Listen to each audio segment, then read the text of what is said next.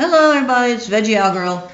I went to a trip to Washington, D.C., and they have some good food, vegan food.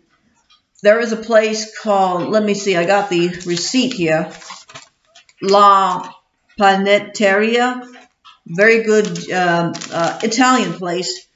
I ordered a ravioli. They had a vegan option, ravioli with vegetables, and it was so. Hi, baby. It was so good that I inspired me to try to cook better, from scratch. But it's very good. I should probably try to post this in the description if I can, the place where it's at.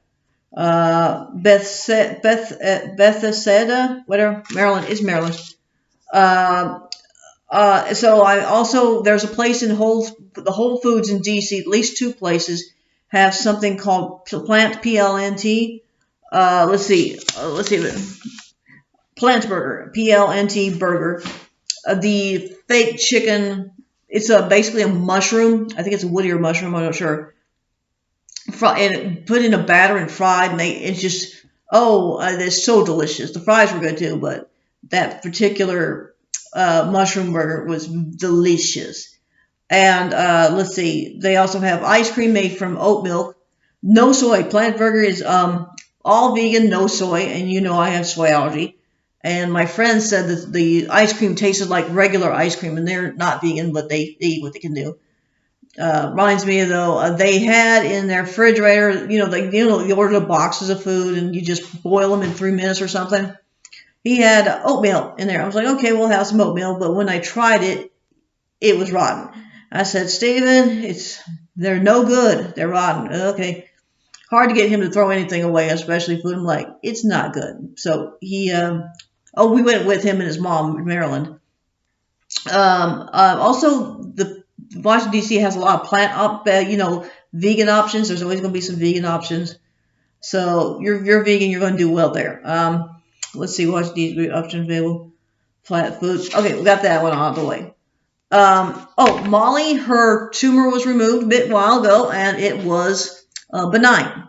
And you can see her back there. She's just looking around. She has to wear a bonnet on her head once I put the stuff in her ears so she doesn't shake them. She got what's looking like a hematoma in her ear because she was shaking her head too much, and that was my fault because when she wanted, there you go, girl, clean your mouth, clean your face. When she wants to eat, she won't stop. She won't eat until you pet her head and then rub her ears and then shakes her head. Well, apparently that's where that came from. So, and she has an ear infection too. Look at her cleaning her mouth.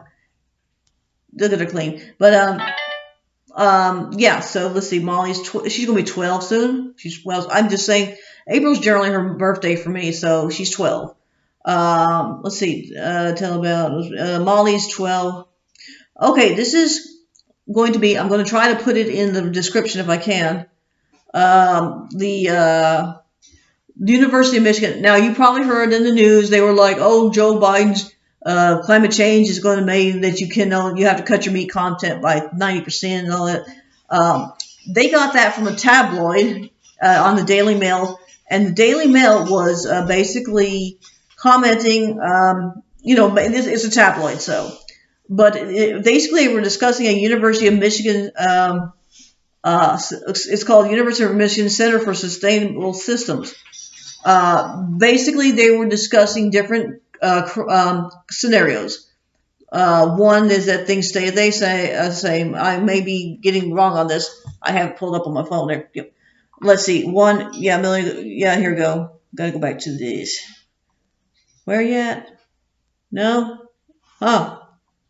Study of Michigan, I swear. Oh yeah, I'll just go in my collections and look at it. But the study was University of Michigan Center for Sustainable Systems. The title was Implications of Future U.S. Diet Scenarios on Greenhouse Gas Emissions. CSS publication number CSS 20-01. I'm guessing that's because the publication came out in January of 2020. So the they had different scenarios. I will try to put it in. I just got the how do you say the abstract. Okay, some places you have to literally go. If you're going to a university, you'll be able to get a hold of these different databases, and you can read not just the abstract, but you read the whole thing if they put it out. But you have to be a university student, or like where I'm at, the medical university, the medical library they have up in the university here. Anybody can access it and look at it. So, but they're not doing it right now because of COVID. Let's see. The baseline average diet remains unchanged to 2030. That's number one. Two, meat and poultry consumption increases per USDA projections. Okay, that's number two. Number three is consumption of animal-based foods, red meat, poultry, fish, seafood, eggs, dairy, and animal-based fats decreases by 50% and is substituted with plant-based foods. Four, same as scenario three, but beef decreases by 90% instead of 50%. So, okay, so this is talking about, basically it's telling you about how much a million metric tons of greenhouse gases, I think I'm doing millions of metric tons, greenhouse gases, how much it decreases or how much it increases or decreases according to the diet. Basically it's, it's amazing. You can really, I think this is just in the United States. I think if you had that just in the United States and everybody did this, you would really take a big chunk out of global warming. Big chunk. Now, some people are discussing, I listen to people like, well, plant-based or like lab-based meats. I'm like, why do you want lab-based meat? What makes meat tasty is the fat content of the meat. I don't think they could duplicate a steak where everybody's with the marbling of. I used to go to the University of Kansas State University, so the marbling you could it's like 1, 2, 3, 4, 5. There are different classifications, and the marbling, like certified Angus beef has marbling in it. I can't remember if one's the one you want or 5. It's been so long.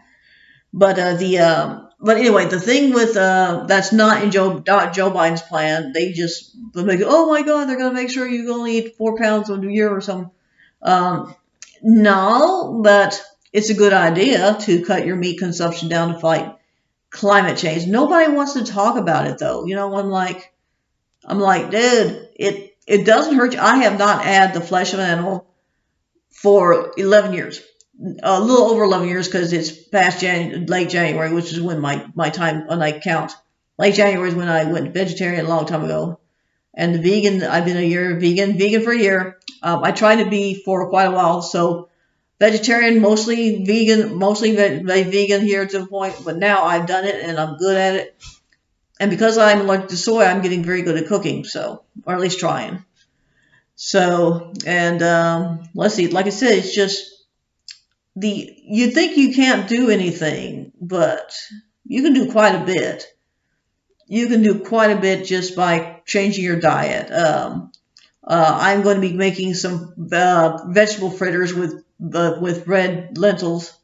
Sometimes I'll probably do that tomorrow. I have some guy who's basically, he eats vegetarian and all that, but he needs people to cook for him. His schedule is so that he doesn't have time to cook or anything, but I can probably bring food over. I need to cook. I need to call him up later. But the issue is, we can like fight climate change individually just by what we eat. So, but like I said, Pinterest is a good place to get your stuff.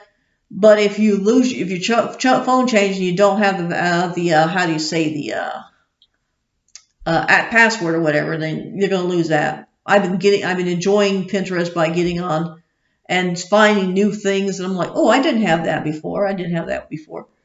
Refinding things that like that strawberry cake. Oh, it's good. Tastes like a spice cake, but it's got pureed strawberries in it. You just put the strawberries in the blender. I got a Ninja blender because I want to get a real blender that doesn't smell like its motor's burning while you're whipping up something. It don't matter what you put in there either. No, I don't even put ice in those old blenders. It just smells like they're burning in the water. And I'm like, and it's noisy. Now the other one's noisy too, but at least it does its job very well. Oh, here's something interesting. I might as well put it out. The coconut cream with powdered sugar and a little vanilla extract. You can use it. Okay, put the can of coconut cream in the coldest part of the fridge for 2 days. 2 days. And then when you bring it out, and you're going to add like the sugar, powdered sugar. I got powdered sugar and vanilla extract or whatever. And then beat it with a hand mixer, and it's like Cool Whip. Interesting things to find out about. That's the good thing about plant-based diets. You can learn to do so many different things. There's chickpea water that's called aquafaba. It's basically when you get a can of chickpeas, drain the water and save it. To use it for something else. Just drain the water, and then you'll be like, they can make meringues out of these things. Meringue. It's like, it can be made like a meringue, and it don't really have any taste to it. So, but yeah, coconut cream. Washington, D.C. was wonderful. We, besides eating, we got to see my friends. His mother used to work across from the FBI building there in D.C. And my friend was showing me around. He's like, this is, that place that I used to date the guy in this place. Had a boyfriend there and here and there. And, it really made him feel much better to get out. So I'm very happy. Let's see. I basically was going to talk about the University of Michigan Center for Sustainable Systems. I can put down, I gave you the title. I can probably put it in the description. I'll just find HRL,